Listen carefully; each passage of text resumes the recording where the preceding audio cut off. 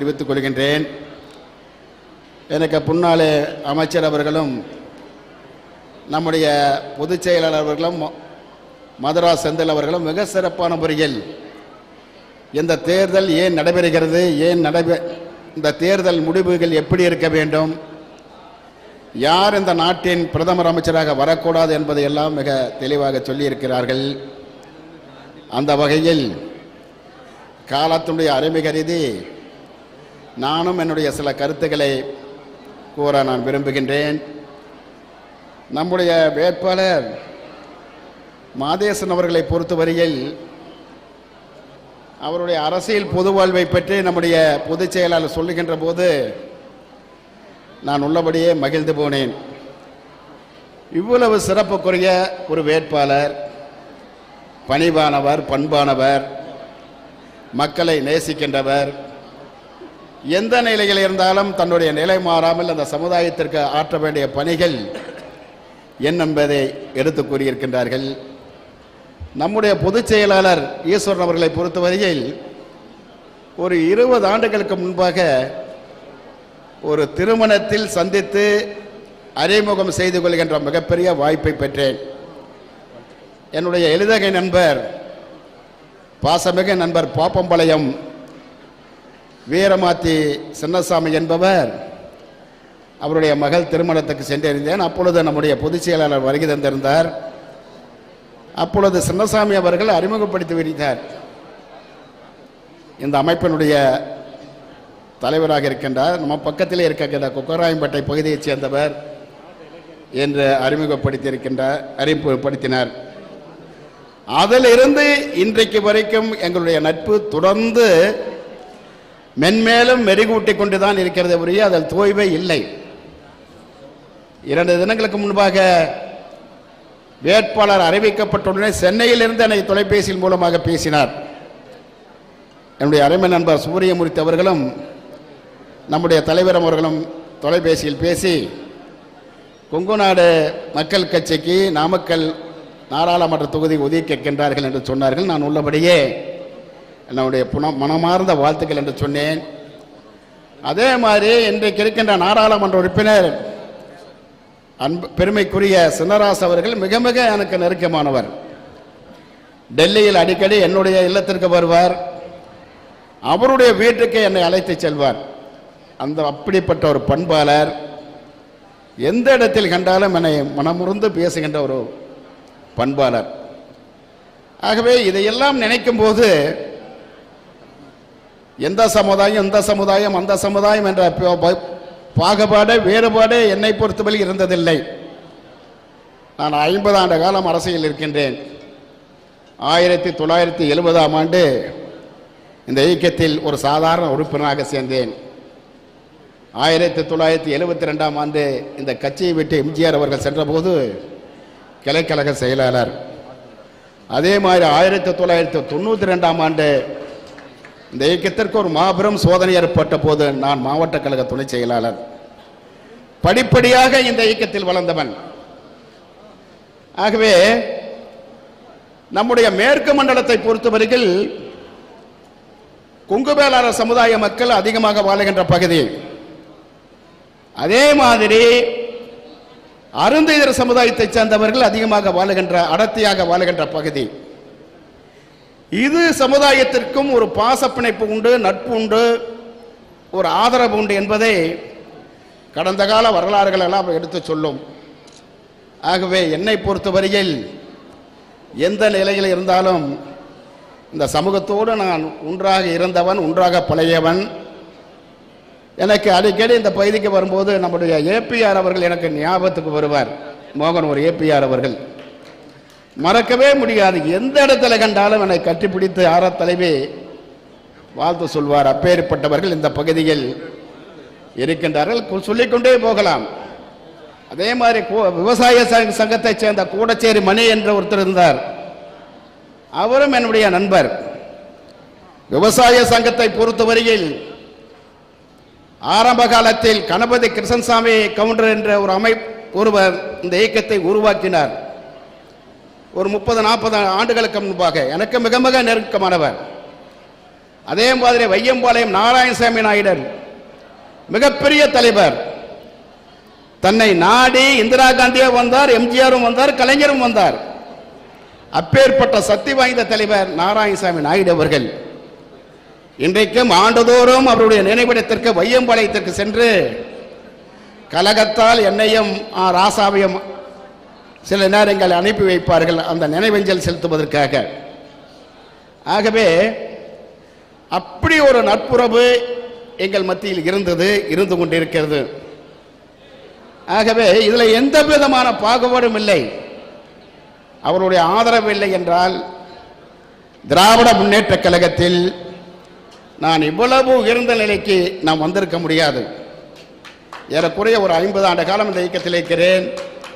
பல்வேறு பொறுப்புகள் இருக்கின்றேன். நம்முடைய தலைவர் பொதுச் செயலர் குறிப்பிட்ட 96ஆம் ஆண்டு நான் ஒரு அமைச்சர், அதற்கு பிறகு இன்றைக்கு மாநிலங்களவை உறுப்பினர், அதை விட மிகப்பெரிய ஒரு பொறுப்பு இன்றைக்கு மாபெரும் இயக்கத்துடைய துணை பொதுச் செயலாளர். அன்பு சகோதரர் மதிவேந்தனுடைய தந்தையார் டாக்டர் மாயவன் அவர்கள் எனக்கு 40 ஆண்டு கால நண்பர். அது மாதிரி இந்த நாமக்கல் மாவட்டத்தை பொறுத்தவரையில் இயக்கத்தோடும் அதே நேரத்தில் தாழ்த்தப்பட்ட சமுதாயத்தோடும் ஒன்றிணைந்து ஒருங்கிணைந்து நட்போடு பாசத்தோடு பழகியவர்கள். அந்த காலத்தில் விவசாயம் செய்வார்கள். கொங்கு வேளாண் சமுதாயத்தைச் சேர்ந்த விவசாய பெருமக்கள் களத்தில் 50 போது 60 போது 100 போது அந்த களத்தில் போட்டு வைப்பார்கள்.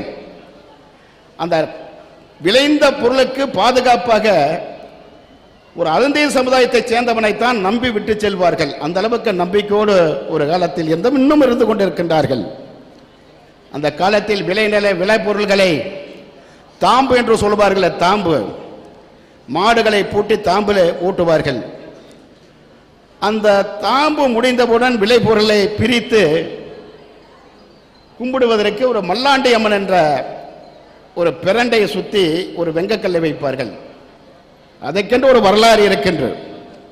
அந்த தாம்பை ஊட்டுக்கொண்ட ஒரு தாழ்த்தப்பட்ட சமுதாயத்தைச் சேர்ந்த மல்லம்மா என்ற பெண் அந்த தாம்பில் சிக்கி இறந்துவிட்டால் அதை இன்றைக்கும் அன்றைக்கும் நினைவு கூறத்தக்க அளவுகள் விவசாய பெருமக்கள், வேளாண்குடி பெருமக்கள் அந்த பெண்ணை தெய்வமாக மதிக்கின்ற அந்த கருணையுள்ளத்தோடு அந்த பிரண்டை வைத்து கும்பிடுவார்கள். அது ஒரு பெரிய வரலாறு.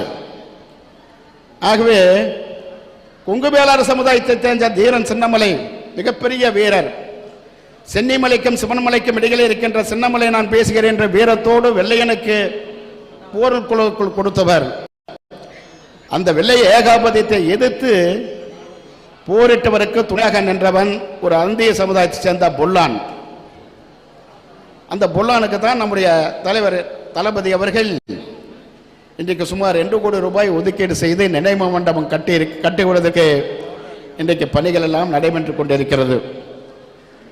ஆகவே இன்றைக்கு நடைபெறுகின்ற தேர்தலை பொறுத்தவரையில் மிக தெளிவாக கூறிவிட்டார்கள். நம்முடைய அமைச்சர் மாண்புமிகு அமைச்சர் அவர்களும் மாவட்ட கழக செயலாளர் அவர்களும் மிக தெளிவாக திட்டங்களை எல்லாம் எடுத்து கூறினார்கள். இந்த பகுதிக்கு என்னென்ன திட்டங்கள் வர வேண்டுமோ வந்து கொண்டிருக்கிறது, இன்னும் வரப்போகிறது என்று ஏராளமான திட்டங்களை எல்லாம் எடுத்து கூறியிருக்கின்றார்கள். இந்த தேர்தலானது மிக முக்கியமான தேர்தல். ஜனநாயகத்திற்கும் சர்வாதிகாரத்துக்கும் நடக்கின்ற இந்த தேர்தல். மோடி அவர்கள் சொன்னார்கள், இவர் 10 ஆண்டு காலம் செய்ய முடியாத சாதனைகளை இனி என்ன செய்ய போகிறார்? இந்தியாவில் இருக்கின்ற வெளிநாட்டில் இருக்கின்ற கருப்பு பணம் பல்லாயிரம் கோடி ரூபாயை இந்தியாவுக்கு கொண்டு வந்து இந்தியாவில் இருக்கின்ற ஒவ்வொரு குடிமகனுக்கும் அதை 15 லட்சமாக பகிர்ந்து கொடுப்பேன் என்று சொன்னாரே, ஏதாவது நடந்ததா? அதே மாதிரி லட்சக்கணக்கான இளைஞர்கள் வேலை வாய்ப்பு இல்லாமல் இன்றைக்கு தவித்துக் கொண்டிருக்கின்றார்களே, அந்த வேலை வாய்ப்புக்கு ஏதாவது உத்தரவாதம் கொடுத்தார்களா? மதத்தை வச்சு ஆட்சி செய்து மக்களை ஏமாற்ற வேண்டும் என்று நினைக்கின்றார் மோடி அவர்கள். ஆகவே இந்த தேர்தல் எல்லோருக்குமான தேர்தல். மீண்டும் இந்தியாவிலே இந்த தேர்தல் வர வேண்டுமா வரக்கூடாது என்பதை மக்களாகிய நீங்கள் தான் தீர்மானிக்க வேண்டும். மீண்டும் மோடி அவர்கள் இந்த நாட்டினுடைய பிரதம அமைச்சராக வந்தால் அதிபர் ஆட்சி தான் நடக்கும்.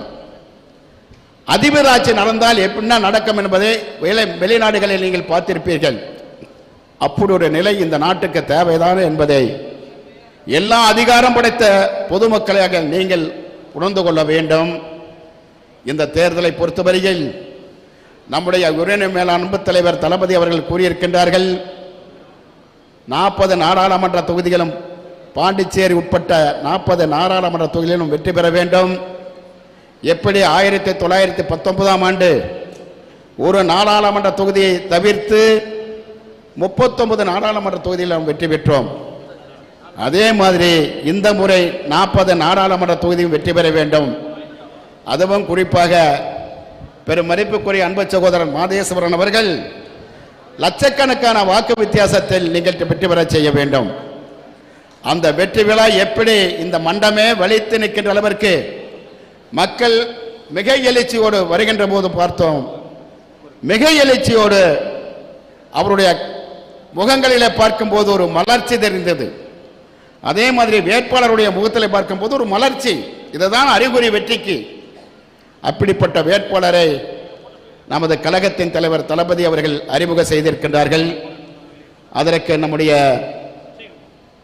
பொதுச் செயலாளர் கொங்கு ஈஸ்வரன் அவர்களும் நம்முடைய மாவட்ட கழக செயலாளர் மதுரா செந்தில் அவர்களும் இந்த மாவட்டத்தைச் சேர்ந்த அமைச்சர் பெருமக்கள் கட்சியினுடைய நிர்வாகிகள் அத்தனை பேரும் மிக பாடுபட்டு வெற்றிகரமாக இந்த வெற்றிக்கனியை நீங்கள் கொடுக்க வேண்டும். நாமக்கல் நாடாளுமன்றத்தை பொறுத்தவரையில் ஒரு பாரம்பரியமிக்க ஒரு தொகுதியாகும். அந்த காலத்திலே பாவலர் முத்துசாமி இருந்தார் அமைச்சராக, அண்ணாவுடைய அமைச்சரவையில் இருந்தார். அதற்கு பிறகு சட்டமன்ற உறுப்பினராக நாமக்கல் பழனிவேல்ராஜன் இருந்தார்கள். அதே மாதிரி எத்தனையோ பேரை சொல்லிக்கொண்டே போகலாம். அப்படி வரலாற்றுக்குரிய இந்த பகுதி கொங்குநாடு மக்கள் கட்சியினுடைய வேட்பாளர் வெற்றி வேட்பாளர் மாதேஸ்வரன் அவர்கள் லட்சக்கணக்கான வாக்கு வித்தியாசத்தில் வெற்றி பெற வேண்டுமானால் நீங்கள் உதயசூரியன் சின்னத்தில் வாக்களித்து வெற்றி பெற செய்ய வேண்டும். 1957ஆம் ஆண்டு நம்முடைய உயிரினம் மேலான அன்பு தலைவர் கலைஞர் அவர்கள் உதயசூரியன் சின்னத்தில் முதலாக குளித்தலை தொகுதியில் நின்று வென்றார். தொடர்ந்து 13 ஆண்டு காலம் உதயசூரியன் சின்னத்தில் நின்று வெற்றி பெற்றவர் நம்முடைய கழக தலைவர் கலைஞர் என்பதை இந்தியா வரலாறு மறக்காது. அப்பேற்பட்ட பெருமைக்குரிய இந்த சின்னம்தான் உதயசூரியன் சின்னம். இந்தியா அரசியலில் எத்தனையோ தலைவர்கள் சின்னம் மாறி நின்றிருக்கின்றார்கள். எத்தனையோ மாபெரும் முதிவரும் தலைவர்கள் எல்லாம் சின்னத்தை மாற்றி நின்றிருக்கிறார். அது மாதிரி சூழ்நிலைகள் அவர்களுக்கு ஏற்பட்டது. நான் திராவிட முன்னேற்ற கழகத்துடைய தலைவர் கலைஞர் மட்டும் 13 ஆண்டு காலம் 13 முறை தேர்தலில் ஒரே சின்னத்தில் நின்று வெற்றி பெற்றவர். அப்படிப்பட்ட வெற்றி சின்னம் தான் உதயசூரியன் சின்னம். ஆகவே அந்த உதயசூரியன் சின்னத்திற்கு நீங்கள் பெருவாரியான வாக்கு வித்தியாசத்தில் வெற்றி பெற வேண்டும். 31ஆம் தேதி நம்முடைய கழகத்தின் தலைவர் தளபதி அவர்கள் ஈரோடு வருகின்றார்கள். நாமக்கல் ஈரோடு நாடாளுமன்ற தொகுதி, நாமக்கல் நாடாளுமன்ற தொகுதி, கரூர் நாடாளுமன்ற தொகுதி, இந்த 3 நாடாளுமன்ற தொகுதிக்கு உள்ளடக்கிய ஒரு மாபெரும் பிரச்சார கூட்டம், வேட்பாளர் அறிமுகம் கூட்டம் ஈரோடு சின்னையம்பாளையத்தில் வெள்ளகோயில் ரோட்டில் நடைபெற இருக்கிறது. இங்கே இருந்து வருபவர்களுக்கு வசதியாக திருச்செங்கோடு பகுதியிலிருந்து வருகின்றவர்கள் குக்கராயன்பட்ட வழியாகவும், இந்த பகுதியிலிருந்து வருகின்றவர்கள் சோரசலாமலை வழியாகவும் நேரடியாக அந்த கூட்டம் நடைபெற இருக்கிறதற்கு லக்காபுரம் ரிங் ரோட்டு வழியாக அந்த இடத்திற்கு வருவதற்கு வசதியாக ஒரு மாபெரும் இடத்தில் அந்த கூட்டம் நடைபெற இருக்கிறது. அந்த கூட்டத்தில் இந்த பகுதியில் இருக்கின்ற பொதுமக்கள், பெரியோர்கள், தோழமை கட்சி தலைவர்கள் அத்தனை பேரும் லட்சக்கணக்கில் வருகை தந்து அந்த கூட்டத்தை சிறப்பிக்குமாறு உங்களை எல்லாம் அன்போடு கேட்டுக்கொள்கின்றோம். நம்முடைய மதுரா செந்தில் அவர்கள் சொன்னார்கள், இந்த பகுதியில் நீங்கள் அடிக்கடி வர வேண்டும். நான் சொன்னேன், நம்முடைய மதிவேந்தன் அவர்கள் இருக்கின்றார்கள், மாயவன் அவர்கள் இருக்கின்றார்கள், நம்முடைய சமுதாயத்தைச் சேர்ந்த அடிமை தோழர்கள், ஆதி தமிழர் பேரவை, தமிழ் புலிகள் அமைப்பு எல்லாரும் இருக்கின்றார்கள். எல்லோரும் ஒவ்வொருவரும் தான் நிற்கின்ற மாதிரி உணர்வோடு, எண்ணத்தோடு, பாசத்தோடு பணியாற்றுவார்கள். அது எந்த விடத்திலும் சோடை போகாது. உங்கள் வெற்றிக்கு கண்டிப்பாக அவர்கள் துணையாக நிற்பார்கள். சமீபத்தில் கூட ஒரு மாநாடு நடைபெற்றது. நானும் மதிவேந்தனும் அந்த மாநாட்டில் கலந்து கொண்டோம். மிகப்பெரிய எழுச்சியான மாநாடு தமிழ் புலிகள் அமைப்பின் சார்பாக நடைபெற்றது. ஆகவே இந்த பகுதியை பொறுத்தவரையில் எல்லா சமூக மக்களும் கலந்திருக்கின்ற பகுதி, குறிப்பாக கொங்கு வேளாண் சமுதாயம், அருந்தீர் சமுதாயம் இருக்கின்ற அந்த பகுதி, இந்த பகுதியில் கண்டிப்பாக லட்சக்கணக்கான வாக்கு வித்தியாசத்தில் வெற்றி பெறும், அது உறுதி. அருந்தீர் சமுதாயத்துக்கென்றே நம்முடைய தலைவர் கலைஞர் அவர்கள் 3% இடஒதுக்கீடு கொடுத்ததின் காரணமாக இன்றைக்கு தமிழ்நாட்டிலேயே நாமக்கல் மாவட்டத்தில் தான் அரசாங்க உத்தியோகத்தில் அதிகமாக இருக்கின்றார்கள். ஒரே ஊர் வெண்ணந்தூர் பக்கத்திலே ஆருத்ராபாளையம் என்ற ஊரில் மட்டும் 37 பேர் அரசாங்க உத்தியோகத்தில் இன்றைக்கு வேலை இருக்கின்றார்கள். அதற்கு அடிப்படை காரணம் தலைவர் கலைஞர் அவர்கள் கொண்டு வந்த 3% உள்ஒதுக்கீடு என்பதை யாராலும் மறக்க முடியாது. இன்றைக்கு IAS அதிகாரிகள், மாவட்ட வருவாய் அலுவலர்கள், ஆடியோக்கள், இன்ஜினியர்கள், தாசில்தார்கள், என்னுடைய சொந்த தம்பி மகனே தாசில்தார் காங்கேயத்தில் இருக்கின்றார். அதுக்கு காரணம், அடிப்படை காரணம் இந்த 3% இடஒதுக்கீடு தான் என்பதை இந்த சமூக மக்கள் என்றைக்கும் மறக்க மாட்டார்கள். ஒரு காலத்தில் என்னை ஊருக்குள்ளே விட மாட்டார்கள். 1977ஆம் ஆண்டு தேர்தல், பொது தேர்தல் நடைபெற்ற போது நான் காணிகளுக்கு சென்ற நேரத்தில் என்னுடைய சமூகத்தைச் சேர்ந்தவர்கள், நம்முடைய சொந்தக்காரர்கள் ஊருக்குள்ளே விட மாட்டார்கள். நம்முடைய மதுரை வீரன் சமுதாயத்துக்கு துரோகம் செய்கின்றீர்கள் என்று ஊருக்குள் விட மாட்டார்கள். ஆனால் இன்றைக்கு நிலைமை மாறிவிட்டது. எந்த சமூக மக்கள் திராவிட முன்னேற்ற கழகத்திற்கு நாங்கள் வாக்களிக்க மாட்டோம் என்று சொன்னார்களோ அதே சமூக மக்கள் இன்றைக்கு மிகப்பெரிய எழுச்சி பெற்று ஒரு மாற்றத்தை கொண்டு வந்து இன்றைக்கு திராவிட முன்னேற்ற கழகம் தான் நமக்கு வாழ்வளிக்கின்ற ஒரு இயக்கம், தலைவர் என்பதை தங்களுடைய மனதில் நிறுத்தியிருக்கின்றார்கள். ஆகவே இந்த தேர்தலில் இந்த சமூக மக்களுடைய வாக்குகள் கண்டிப்பாக 190% உதயசூரியத்தின் சின்னத்திற்கு கிடைக்கும். நம்முடைய அன்பு சகோதரர் பெருமைக்குரிய மாதேசன் அவர்கள் லட்சக்கணக்கான வாக்கு வித்தியாசத்தில் வெற்றி பெறுவார்கள்.